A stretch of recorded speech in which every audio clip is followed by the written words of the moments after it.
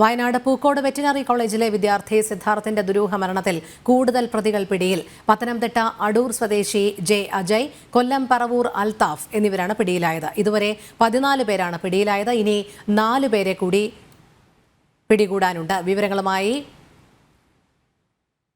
പ്രജിത് മോഹനൻ ചേരുന്നു. പ്രജിത്, കൂടുതൽ വിശദാംശങ്ങൾ എങ്ങനെയാണ്?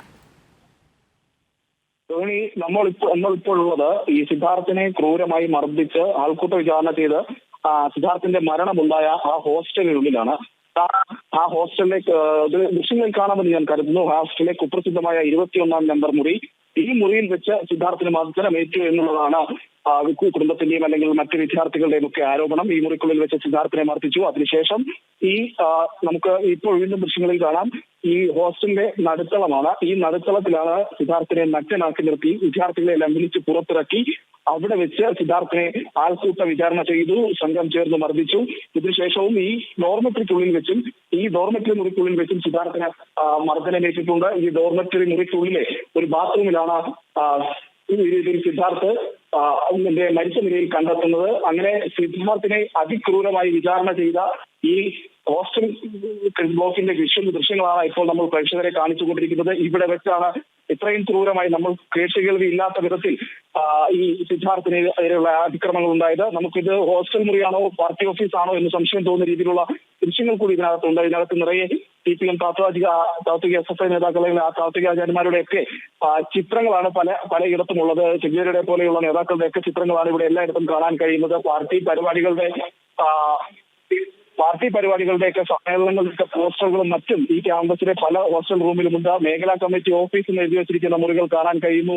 അതുപോലെ മദ്യക്കുപ്പികളുടെ ചിത്രങ്ങൾ പോലും ഈ ഹോസ്റ്റലിൽ ഇങ്ങനെ ആലേഖനം ചെയ്ത് വെച്ചിട്ടുണ്ട്.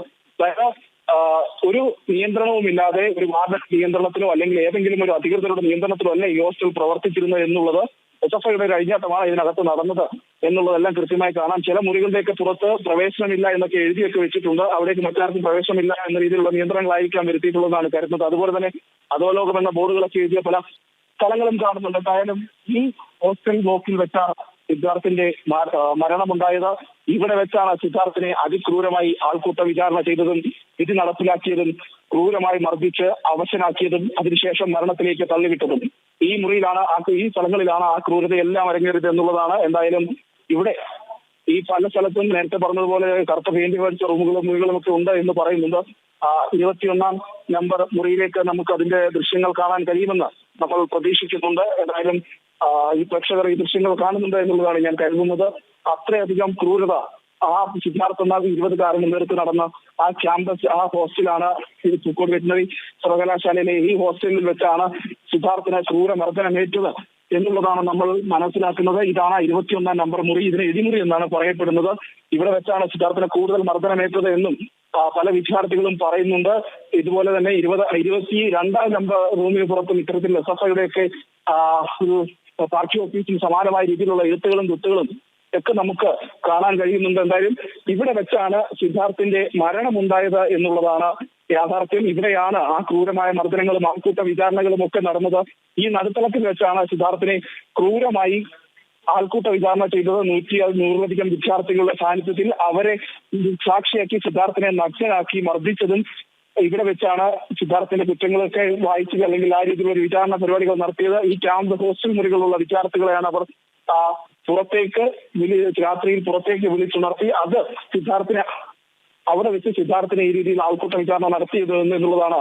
നമ്മൾ ആ മുറികളുടെ ദൃശ്യങ്ങളാണ് നമ്മളിപ്പോൾ കണ്ടുകൊണ്ടിരിക്കുന്നത്. ഈ ഡോർമെട്രിക്കുള്ളിലും സിദ്ധാർത്ഥിന് മർദ്ദനമേറ്റിട്ടുണ്ട്. ഈ മുറികളിൽ